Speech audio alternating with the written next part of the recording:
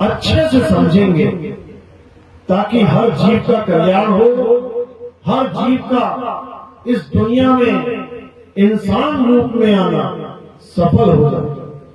क्योंकि जीव तो और भी है, कुत्ता, बिल्ली, हाथी, घोड़ा, बकरा, सुअर, नाली के कीड़े, सांप, बिच्छू, मक्खी, मच्छर, जीव तो ये भी है और परमात्मा की। लेकिन जो दया इंसान पे हो चुकी है वो इन पे नहीं हो सकती। यानी इस जन्म मरण के चक्कर से अगर कोई जीव निकल सकता है तो केवल इंसान जन्म को प्राप्त किया हुआ जीव ही निकल सकता है। कोई सोचे बकरी मुक्त हो जाए, कोई सोचे बंदर मुक्त हो जाए, कोई सोचे तोता राम राम अल्लाह अल्लाह रट के, क्योंकि रट लेता है तोता, उसको जो सिखा दोगे सीख लेगा। तुम कहो कि राम राम करके तोता भी मुक्त हो जाए, तो ऐसा संभव नहीं है। ये मुक्ति केवल और केवल इंसान जन्म में मिल सकती है, अन्यथा नहीं। लेकिन इंसान जन्म में ही सबसे बड़े बंधन भी लगा दिए गए हैं ताकि ये कहीं गलती से सच्ची मुक्ति को जान ना ले। इतने बड़े बड़े बंधन लगाए हैं कि इंसान भी नहीं समझ पा रहा है कि ये बंधन है कि ये भक्ति है। भक्ति में बंधन लगा रखे हैं। कैसे लगाए, क्या बंधन है, आज आपको हर बात समझाई जाएगी। तो आज सत्संग शुरू करने से पहले परमात्मा सही से कर दो एक बार। तो आज दूसरा माइक सत्संग शुरू करने से पहले परम पिता परमात्मा के नाम पे जयकार लगाएंगे और फिर सत्संग शुरू करेंगे। बोलिए परम पिता परमात्मा की, सदगुरु बंदी छोड़ कबीर साहेब की, सदगुरु मदनपति साहेब की, दीवान जवाहर पति साहेब की, सदगुरु राम सेवक साहेब की, सदगुरु विराटपति साहेब की, करीनापुर धाम की, सभी हंसों की, पंडाल में आए सभी भक्तों की, इनके माता पिता, इनके गुरुदेव की, इस गांव नगर बस्ती की, आज के आनंद की, सकल हंसों बंदगी साहेब बंदगी सतनाम सतनाम। सतगुरु नितिन साहब महाराज के। तो कबीर साहब समझाते हैं कि ये इंसान जन्म ये बड़ा दुर्लभ है, बड़ा अनमोल जन्म है। ये बार बार नहीं मिलता कि तुम सोचो कि आज तुम इंसान बने बैठे हो और तुम्हारी मृत्यु हो जाए, उसके बाद फेरे में बच्चा बच्चा आ जाओगे इंसान का। ये तुम्हारा भरम है, ये भरम है। एक बार इंसान जन्म हाथ से निकल जाए तो 1,84,000 भुगतने के बाद आता है। यानी 84 लाख जन्म तुम्हें अन्य अन्य जानवरों के, कीट पतंगों के, पशु पक्षियों के लेने पड़ेंगे, तब जाकर दोबारा एक इंसान बनोगे। बड़ी लंबी यात्रा है भाई। लेकिन अगर इसी इंसान जन्म में तुम इस भेद को समझ जाओ कि हम करने क्या आए हैं, करना क्या है, तो इसी जन्म में तुम्हारी मुक्ति हो सकती है। और मरने के बाद नहीं, जीते जी तुम्हारी मुक्ति हो सकती है। मरने के बाद किसने आगे बताया मैं मुक्त हो गया कि मैं कुत्ता सुअर बन गया? बताया किसी ने? कोई नहीं बता सकता। इसीलिए कबीर साहब कहते हैं मरने के बाद की मुक्ति की जो बात करते हैं वो सब तुम्हें धोखा दे रहे हैं, धोखा। जीते जी मुक्ति होना है, जीते जी। इसीलिए बोला गया जीवित मरिए भवजल तरिए। ये जीते जी का सौदा है मेरे भाई। तो कबीर साहब ने कोई कसर नहीं छोड़ी, लेकिन ये जीव उसको समझ ही नहीं पाया। तो जीते जी मुक्ति कैसे होती है इसको भी समझ लो। ये कोई राम राम राम राम राधे राधे अल्लाह अल्लाह वाहिगुरु वाहिगुरु वाला खेल नहीं है कि तुम्हें जीते जी मुक्त होने के लिए नाम जपना पड़ेगा। कोई नाम नहीं जपना पड़ेगा, कोई पूजा पाठ नहीं करनी पड़ेगी, कोई हवन यज्ञ नहीं करना पड़ेगा, कोई नमाजें नहीं पढ़नी पड़ेगी, कोई गुरुद्वारों में अरदासें नहीं करनी पड़ेगी, कोई नाम जाप नहीं करना पड़ेगा, कुछ भी नहीं। जीते जी मुक्त होने के लिए तुम्हें क्या करना होगा? तुम्हें जीते जी अपने आप को जानना होगा कि आखिर मैं हूं क्या, तुम्हारा सत्य स्वरूप क्या है, बंधन क्या है। मुक्त तो वही होगा जो बंधन में रहेगा, लेकिन बंधन ही नहीं पता कि बंधन है किस चीज का। लेकिन मुक्ति मुक्ति सब कर रहे हैं, सब मुक्ति का ठेका लेकर बैठे हैं। बस उनसे ये पूछो बंधन है किस चीज का, बेड़ियां लगी किस चीज की है, फिर देखो कैसे मुंह छुपाएंगे। ये बेड़ी किसकी है? ये इसी काया माया की बेड़ी लगी हुई है।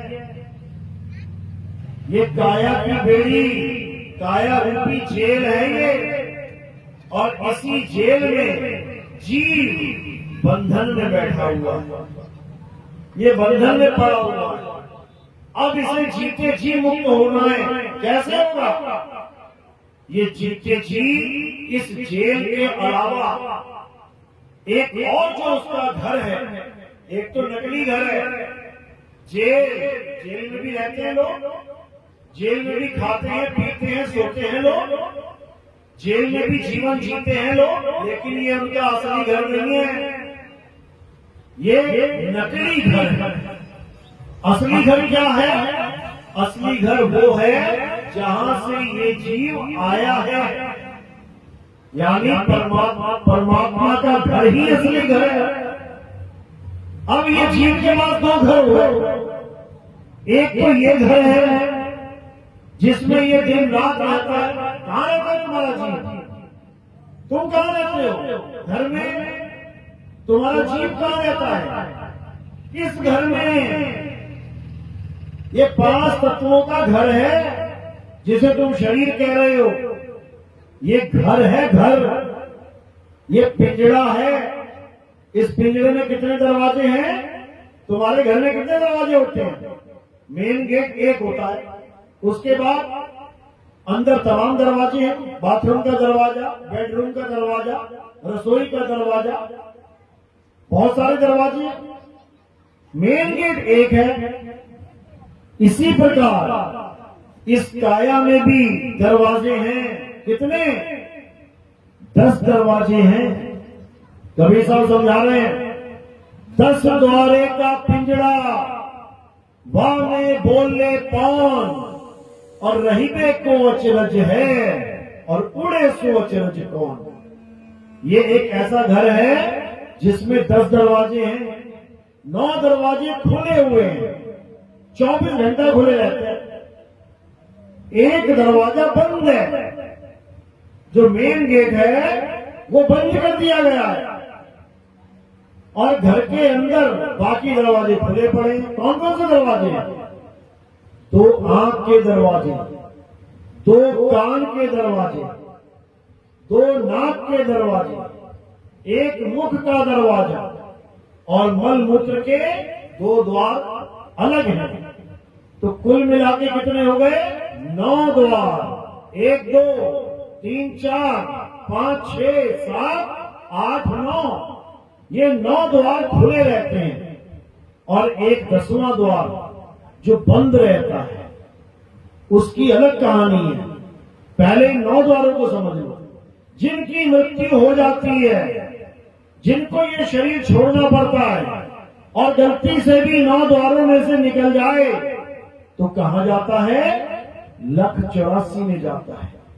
कीड़े मकोड़े बनना पड़ेगा, नाली का कीड़ा बनना पड़ेगा, सुअर बनना पड़ेगा।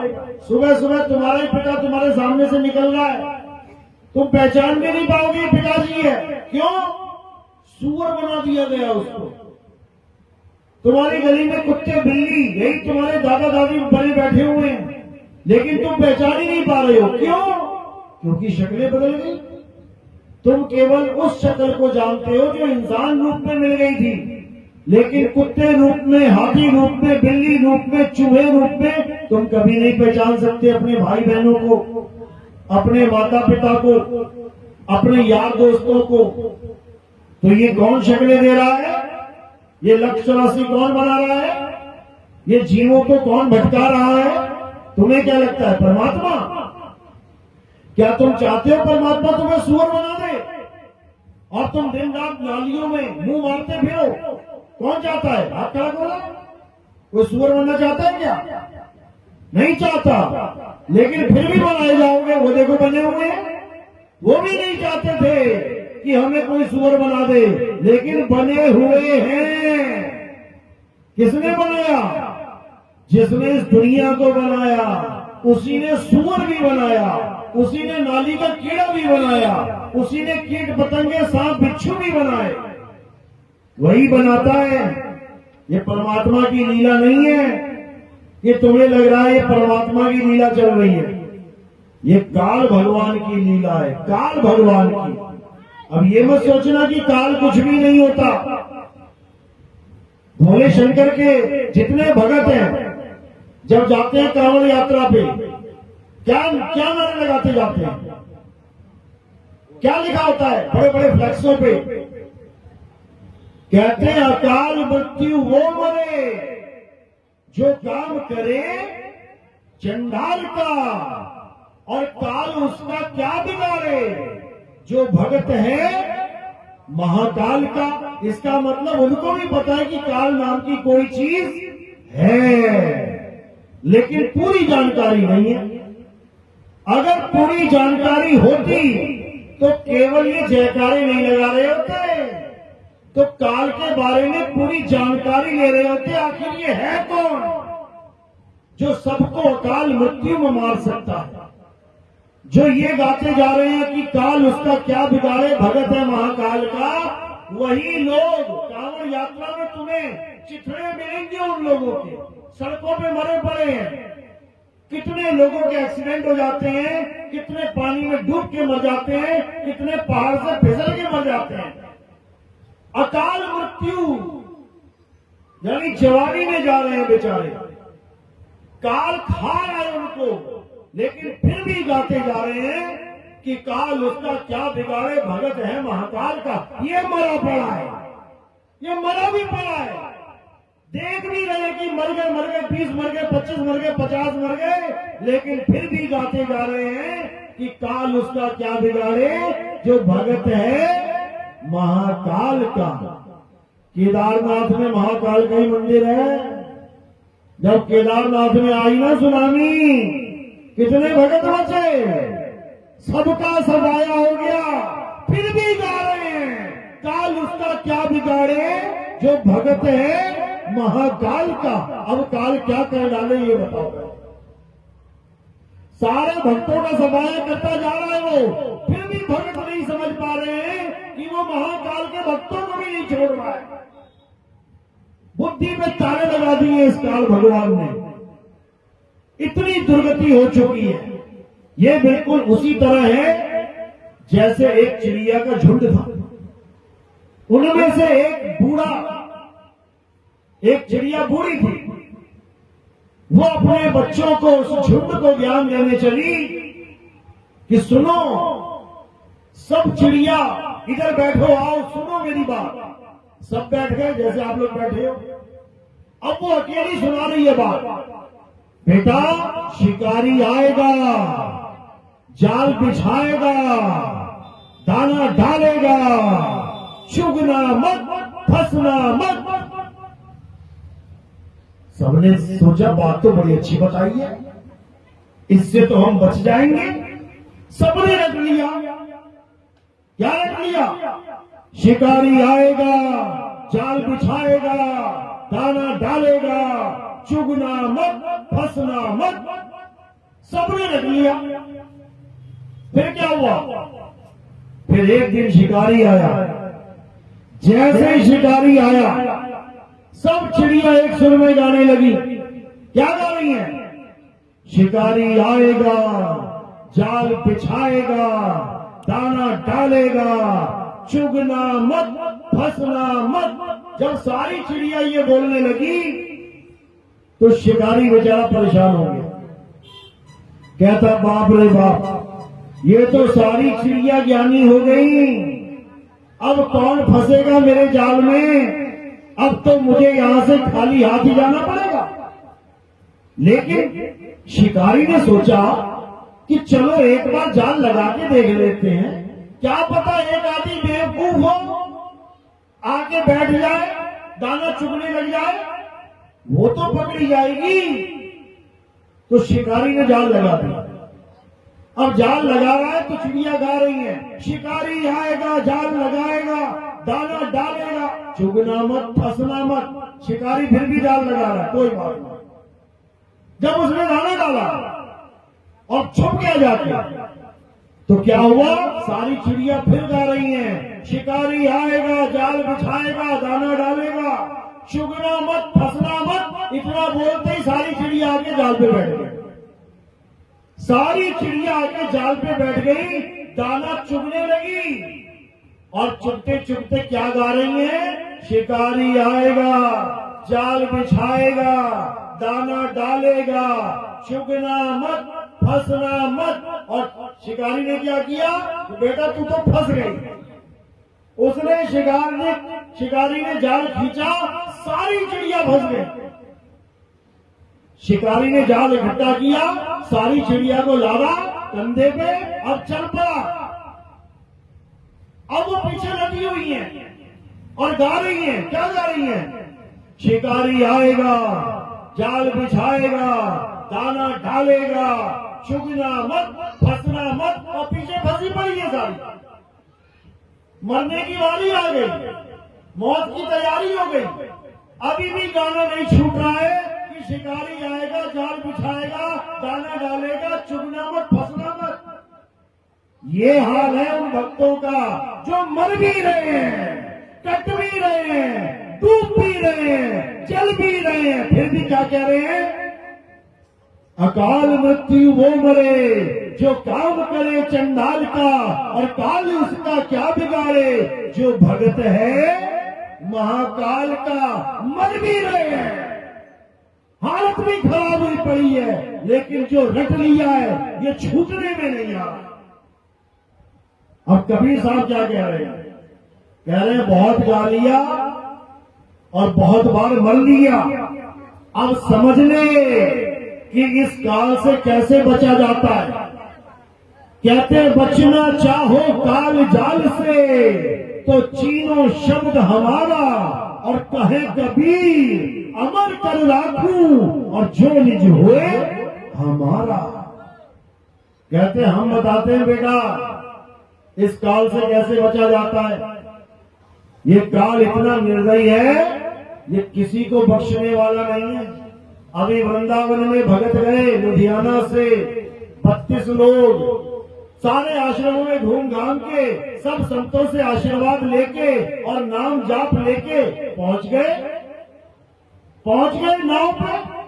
अब लगे भजन गाने, राधे राधे राधे राधे राधे राधे। इतने में क्या हुआ? किश्ती पलट गई, डूब गई।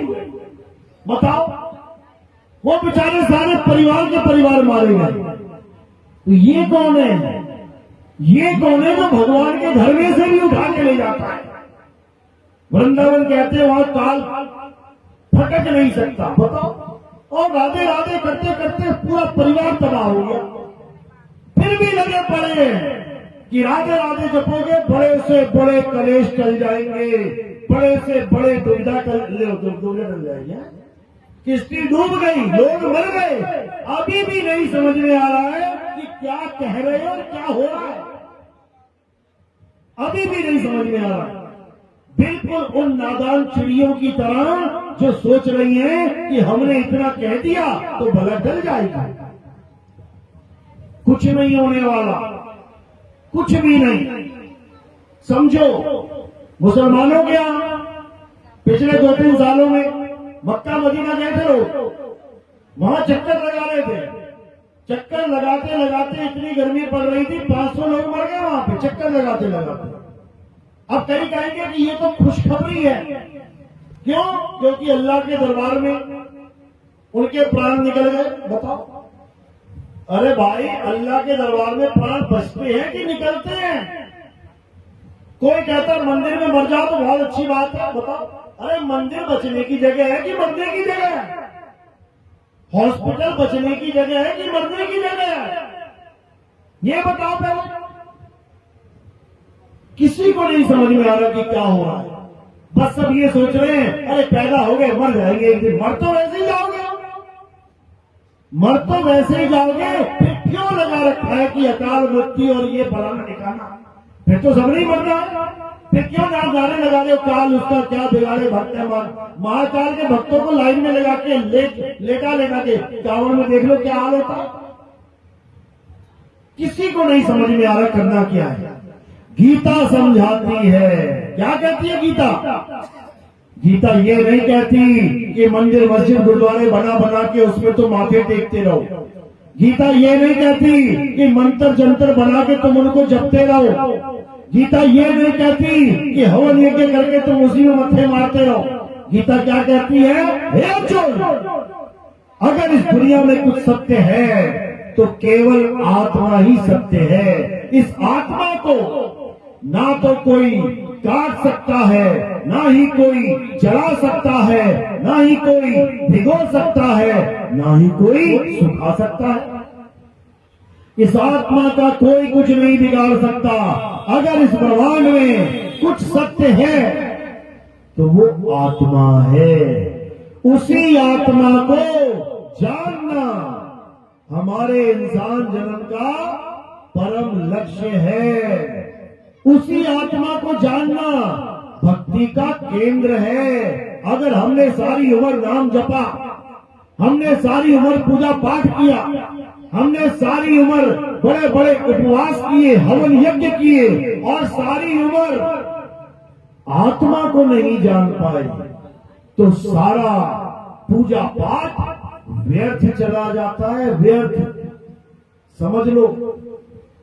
तो क्या कह रहे हैं? अध्याय 3 17वां श्लोक पढ़ो क्या लिखा है।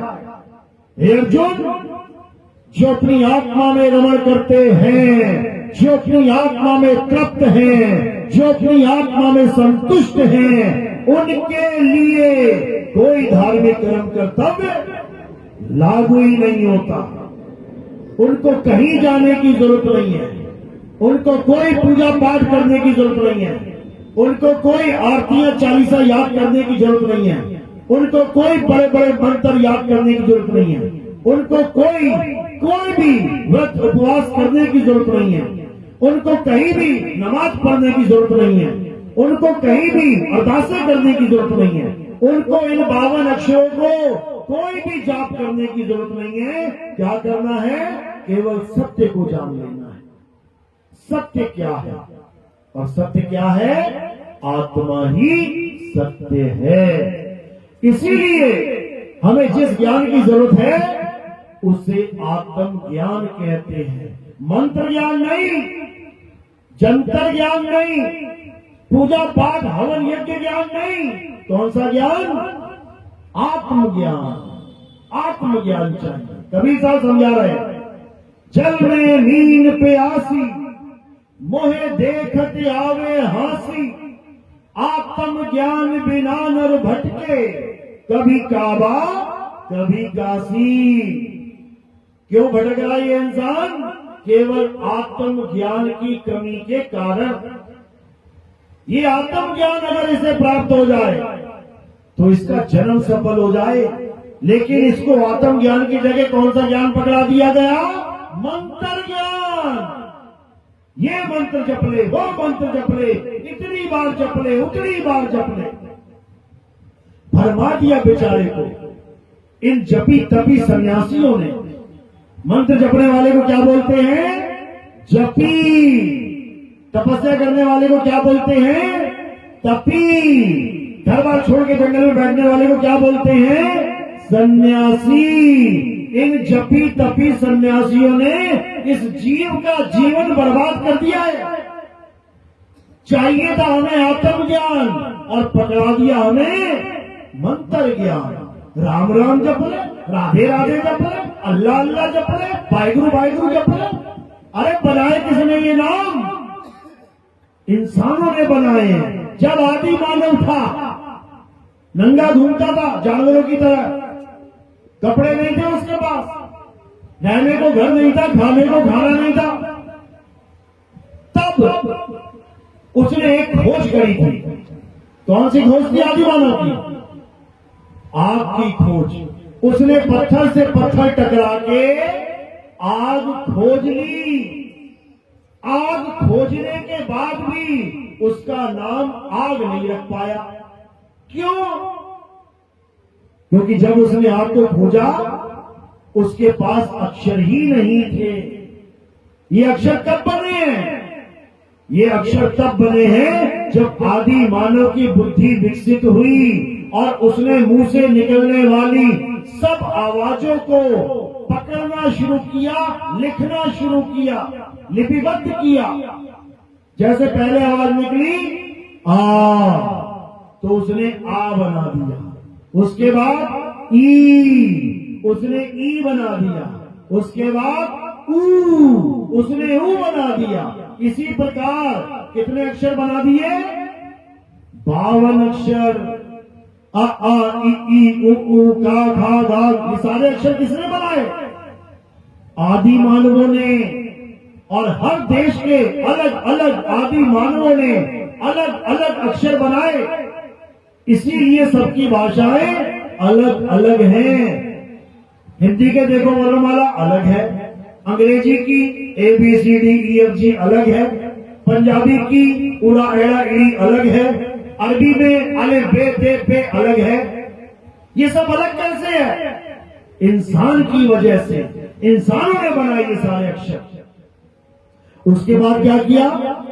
इंसानों ने इन्हीं अक्षरों से नाम बना दिए।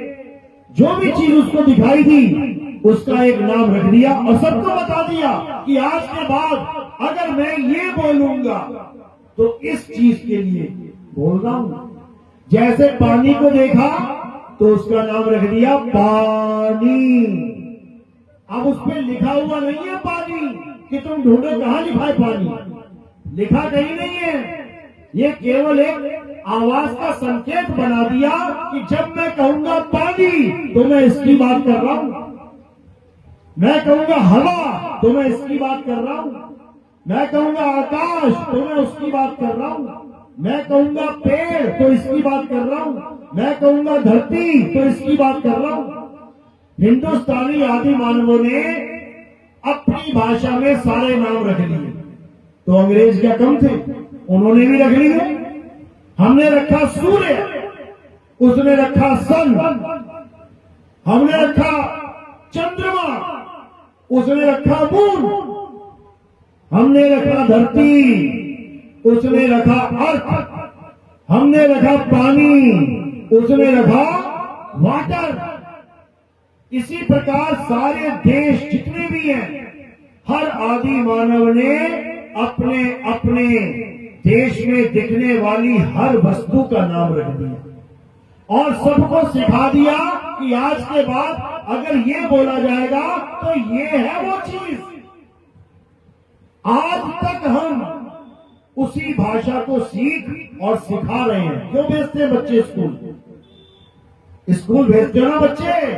जब बच्चा पैदा होता है आदि मानवी होता है, कुछ नहीं बोल सकता, कुछ नहीं पहन के आता, कोई शिकार नहीं कर सकता, कोई सब्जी नहीं उगा सकता, आदि मानव है। अब बच्चे को धीरे धीरे कपड़े पहनाए, धीरे धीरे इंसान बनाना शुरू किया, स्कूल में भेजा उसे। अब स्कूल में क्या सीख रहा है? वही सीख रहा है जो आदि मानवों ने हमें सिखाया। बच्चों बोलो का से कलम, का से कलम, चित्र भी दिखाया जा रहा है कि ये है कलम। अब कलम के ऊपर लिखा नहीं है कि देखो कलम कहां लिखा है, उसका नाम सिद्ध कर दिया कि ये कलम है। कामाला कमल, तो कमल का फूल भी दिखा दिया। देखो बच्चों की किताबों में नाम भी लिखा होता है, चित्र भी बना होता है। क्यों? क्योंकि नाम सुन के चित्र से पहचान कर ले कि मैं बोल क्या रहा हूं। यहां तक तो कहानी समझ में आती है। हर आदि मानव ने हमारा जीवन आसान कर दिया, हमारे पूर्वजों ने हमारा जीवन आसान कर दिया। तुम्हें काली मिर्च चाहिए और तुम्हें उसका नाम नहीं पता, तुम दुकान पे चले गए, भैया वो देने जरा गोल गोल होता है, वो गोल गोल। तुम गोल गोल समझाते पूरा दिन लगा दोगे, वो गोल गोल समझते पूरा दिन लगा देगा। लेकिन अक्षरों का कितना बड़ा फायदा है। दुकान पे गए, भैया काली मिर्च देना, देखो फटाक से लेके आया। हींग देना, फटाक से लेके आया। सरसों देना, फटाक से लेके आया। तेल देना, फटाक से लेके आया। चम्मच देना, फटाक से जो तुम बोलोगे वो आज। कितना आसान हो गया जीवन। अच्छा भी लगता है बात करके एक दूसरे से, लेकिन कहानी यहां तक खत्म नहीं हुई। ये तो उन चीजों के नाम रख दिए गए जो चीजें दिखाई देती हैं। इंसान ने वो भी नाम रख दिया है जो दिखाई नहीं देता, उसका भी नाम रख दिया है। क्या नाम रखा उसका? एक ने रख दिया अल्लाह, एक ने रख दिया वाहेगुरु, एक ने रख दिया गॉड, एक ने रख दिया परमात्मा, एक ने रख दिया सार शब्द, एक ने रख दिया निरक्षर नाम, एक ने रख दिया अबोल नाम, एक ने रख दिया अनाम। ऐसे ऐसे नाम रख दिए उस एक ही चीज के। अब जब एक ही चीज के कई नाम हो गए और चीज दिखाई नहीं देती तो क्या हो गया? फिर झगड़ा हो गया।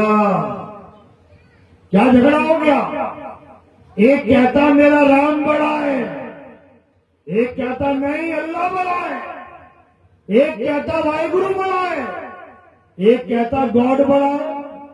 अगर किसी दुनियावी वस्तु के ये नाम होते तो क्या किया जाता झगड़ा खत्म करने के लिए? हाँ भैया ठीक है, तू अपना राम ले आ, तू अल्लाह ले आ, तू अपना वाहिगुरु ले आ, तू अपना गॉड ले आ, एक मेज पे रख दो लाके, पता लग जाएगा कौन बड़ा कौन छोटा। जैसे पानी के नाम पे लड़ाई हो जाए, एक कहता है जल सबसे अच्छा है, एक कहता नहीं वाटर सबसे अच्छा है, एक कहता नहीं पानी सबसे बढ़िया है, एक कहता ना नीर सबसे अच्छा है, एक कहता तोड़े सबसे अच्छा है। अब ये झगड़ा कैसे खत्म होगा? जा भैया अपना अपना सामान लेके आ, मेज पे रख दे। जब मेज पे वो बोतल रखेंगे अपनी अपनी, तो उस बोतल में क्या होगा? पानी होगा। उसी पानी के ये 5 नाम हैं, जल, वाटर, नीर, तोय, पानी। ये उसी के नाम है। झगड़ा खत्म। लेकिन ये झगड़ा खत्म क्यों नहीं होता? क्योंकि ना तो राम वाला राम को ला सकता है, ना वाहिगुरु वाला वाहिगुरु को ला सकता है, ना अल्लाह वाला अल्लाह को ला सकता है, और ना गॉड वाला गॉड को ला सकता है। तो ये झगड़ा कभी खत्म होगा ही नहीं। फिर भी हो सकता है, बस एक काम करना है। क्या काम करना है? अपने अपने अल्लाह वाहिगुरु गॉड राम को ढूंढने लग जाओ। जपना नहीं है, जपोगे तो फिर वहीं पे बात आ जाएगी कि राम राम जपने से मुक्ति होती है, नहीं अल्लाह अल्लाह करने से मुक्ति होती है, नहीं वाहिगुरु वाहिगुरु से मुक्ति होती है, नहीं गॉड गॉड करने से मुक्ति। झगड़ा वहीं का वहीं रह जाएगा। अब करना क्या है? अब अल्लाह वाले अल्लाह को ढूंढना शुरू करो। कहां है अल्लाह? वाहिगुरु वाले वाहिगुरु को ढूंढना शुरू करो, गॉड वाले गॉड को ढूंढना शुरू करो, और राम वाले राम को ढूंढना। जिसको पहले मिल जाए वो आके बता दो कि भाई मुझे तो मिल गया, तब झगड़ा खत्म हो जाएगा। जैसे उसको मिला है वैसे ही सारे एक बार ट्राई करके देख ले। पानी पानी वाटर वाटर जपने से अच्छा क्या है? पानी को ढूंढना शुरू कर दो। ठीक है भैया, तेरा वाटर बड़ा है, जा ढूंढ जाके पानी का। तेरा पानी बड़ा है तो पानी ढूंढ जाके, तेरा जल बड़ा है जल ढूंढ जाके। इन 5 में से जो भी ले आया तो बाकी 4 का भी काम बन जाएगा। क्यों? क्योंकि बाकी 4 की भी प्यास इसी पानी से बुझेगी। समझ लो। इसीलिए कबीर साहब कह रहे हैं सबका हुक्का लीजिए, साचा शब्द निहार और पक्षपात मत कीजिए, कहे कबीर विचार।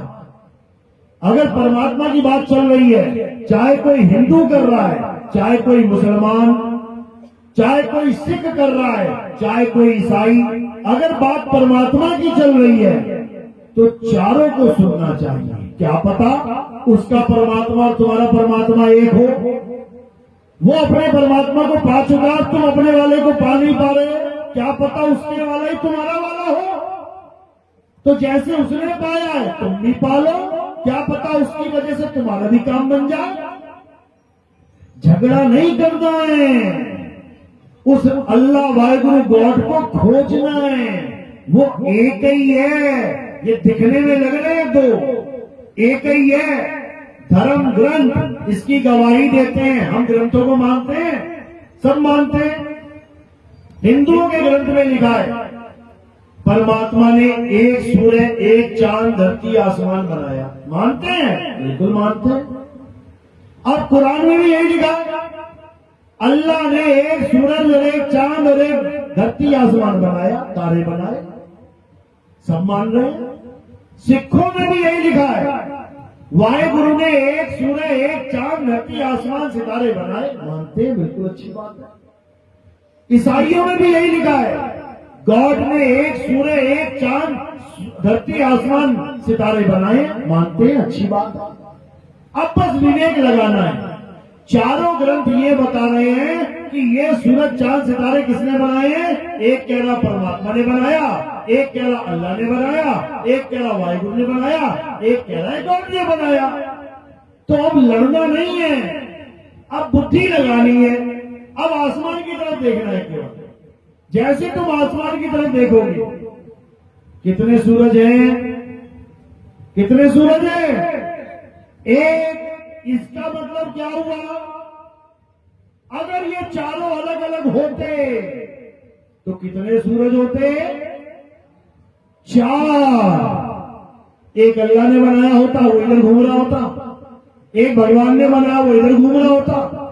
एक वाहिगुरु ने बनाया, वो इधर घूम रहा होता। एक गॉड ने बनाया, वो इधर घूम। चार चार सूरज दिखाई देते, तब तुम कहते ये अल्लाह ने बनाया, ये गॉड ने, वाहिगुरु ने। तब तुम अलग अलग करते, समझ में आता। अरे जब वो एक ही है तो वो बनाने वाला भी एक ही है, बस उसके नाम अलग अलग रख दिए हैं और कोई चक्कर नहीं है। उसके नाम अलग है, किसी ने परमात्मा रख दिया, किसी ने अल्लाह रख दिया, किसी ने वाहिगुरु, किसी ने गॉड। चीज एक ही है, बनाने वाला एक ही है, लेकिन उसके नाम अनेक रख दिए। और केवल चार नाम नहीं कि अल्लाह, वाहिगुरु, गॉड, भगवान। अरे कुरान में ही अल्लाह के 99 नाम लिखे गए हैं। अल्लाह कितने हैं? एक है कि 99? एक अल्लाह के 99 नाम लिखे गए हैं कुरान में। अब कोई कहे कि 99 नाम लिखे तो अल्लाह भी 99 ही है, मूर्ख है वो, मूर्ख। भगवान राम के कितने नाम रखे उनके पिता ने? कितने रखे थे? एक। क्या नाम रखा था? राम। और आज उसी राम के तुम 108 नाम बना के बैठ गए। गूगल पे सर्च कर लो, इंटरनेट पे, भगवान राम के 108 नाम, पूरी लड़ी निकल आएगी।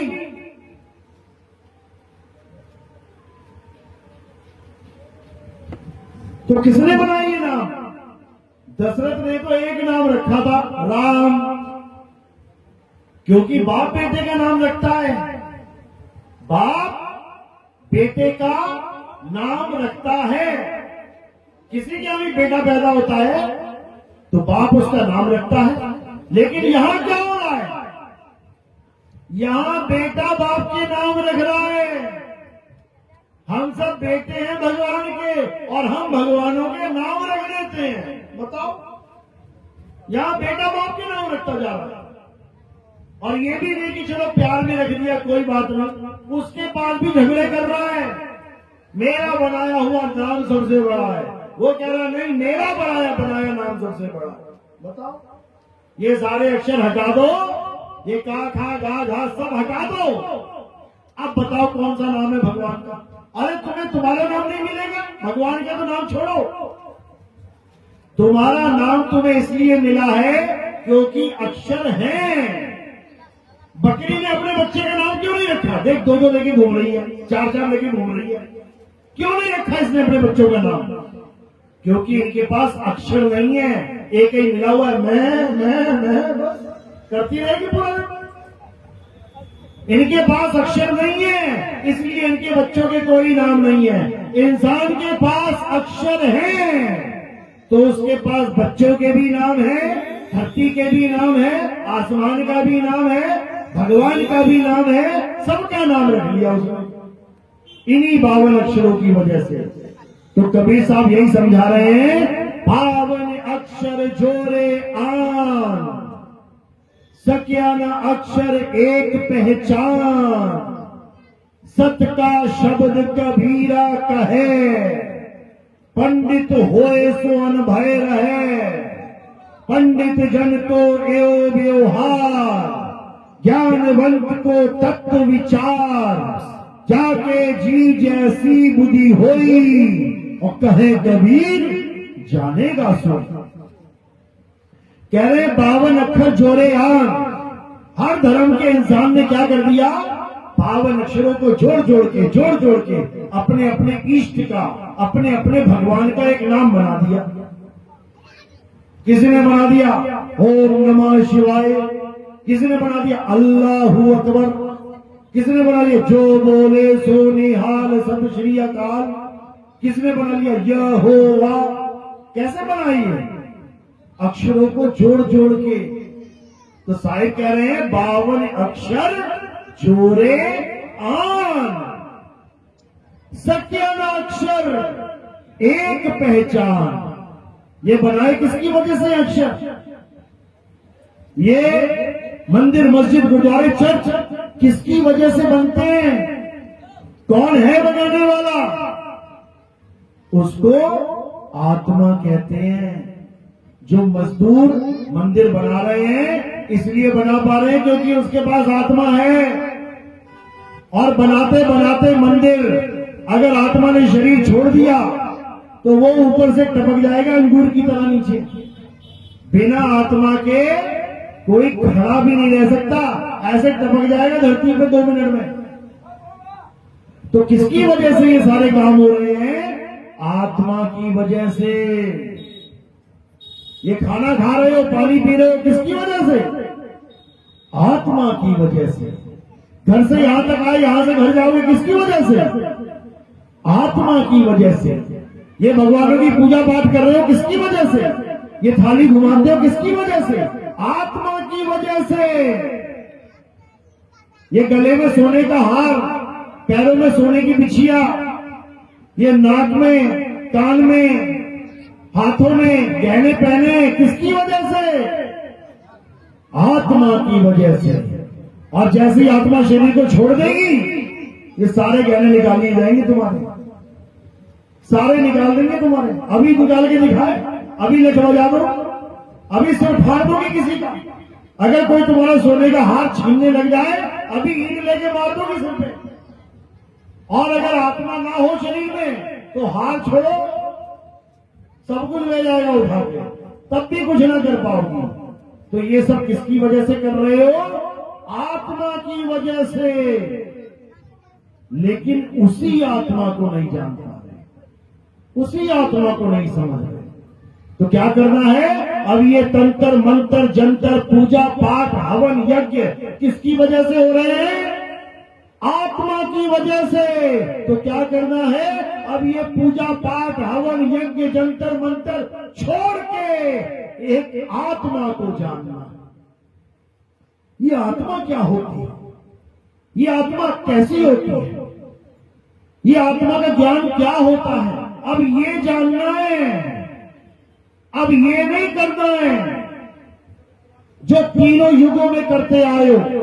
सतयुग में पूजा पाठ किया, हवन यज्ञ किया, त्रेता में पूजा पाठ किया, हवन यज्ञ किया, नाम जाप किया, द्वापर में पूजा पाठ किया, हवन यज्ञ किया, नाम जाप किया, तो अगर इससे मुक्ति मिलती होती तो कब के मुक्त हो जाते। लेकिन आज भी कलयुग में बैठे हो यहां पे, इसका मतलब सतयुग त्रेता द्वापर में जितनी भी भक्ति करी है उससे मुक्ति नहीं मिली, तभी तो यहां बैठे हो, वरना सतयुग में निकल गए होते, त्रेता में मुक्त हो गए होते, द्वापर में ही अपने धाम पहुंच गए होते। लेकिन आज भी धक्के खा रहे हो और आज भी वही काम कर रहे हो जो पहले करते आए हो।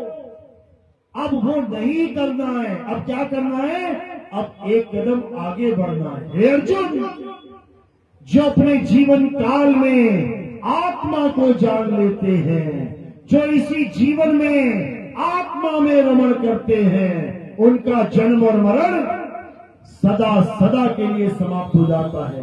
वो बार बार किसी मां के गर्भ में उल्टे लटक के नहीं आते, उनका जन्म मरण खत्म हो जाता है, वो सदा सदा के लिए मुक्त हो जाते हैं। ये काल उनका कुछ नहीं बिगाड़ पाता, कुछ भी नहीं।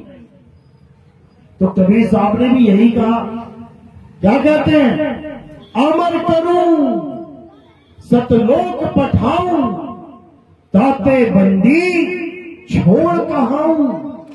अमर करूं, अमर कैसे होंगे, कौन कौन अमर होना चाहता है, हाथ खड़ा करो, 1 2, मतलब अमर होने भी सोचना पड़ रहा है, हाथ खड़ा करूं कि ना करूं, बताओ। अभी 5 किलो राशन मिल रहा होता ना, किस किस को राशन चाहिए, बिना सोचेंगे, बिना सोचे हाथ खड़े हो जाते सबके।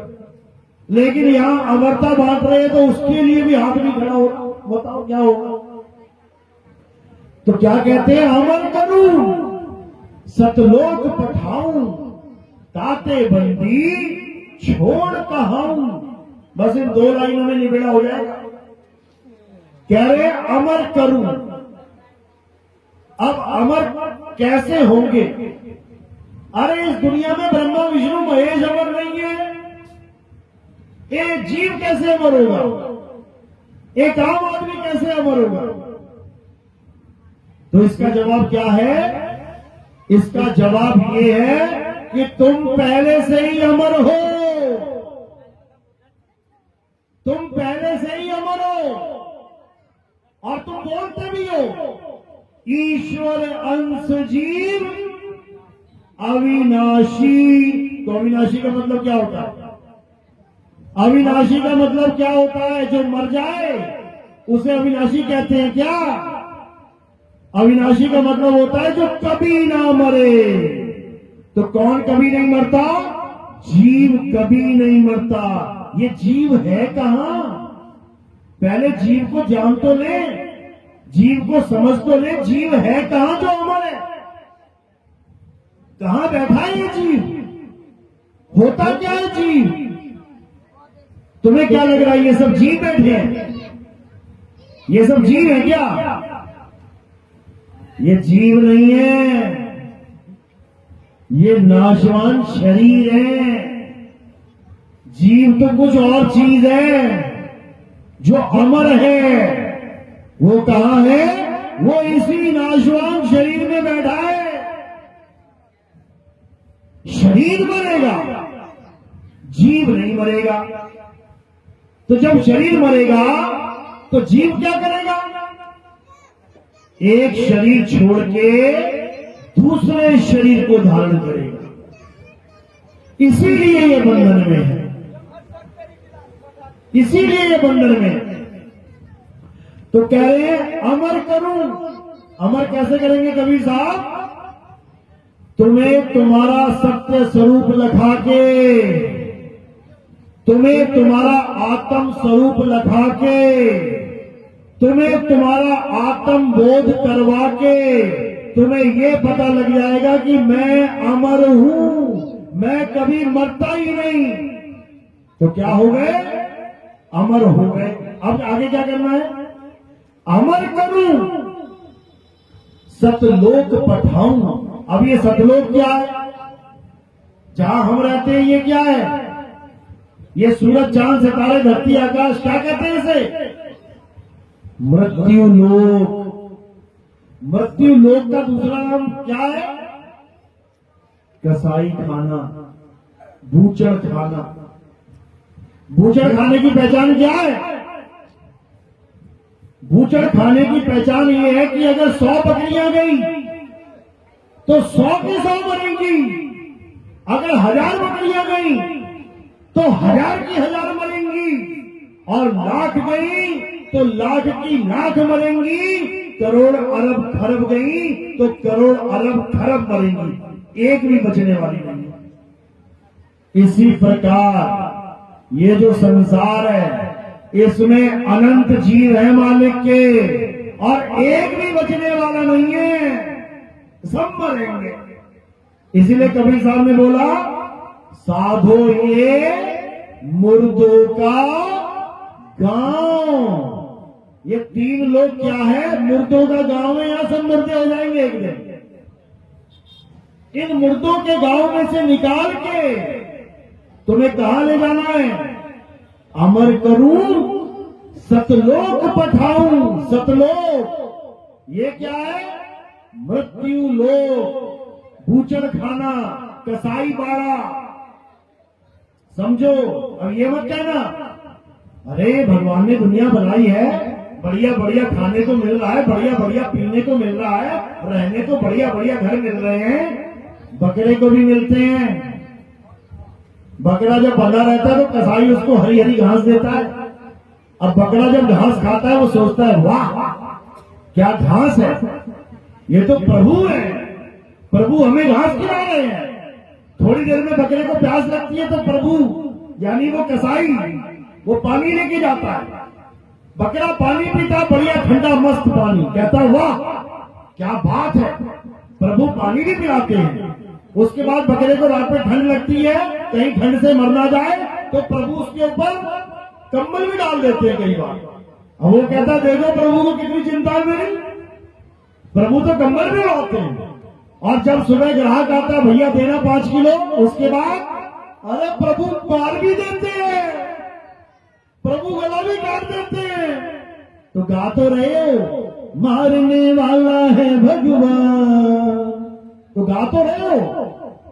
मरना चाहता है तो भगवान के हाथों, अभी भागोगे सारे।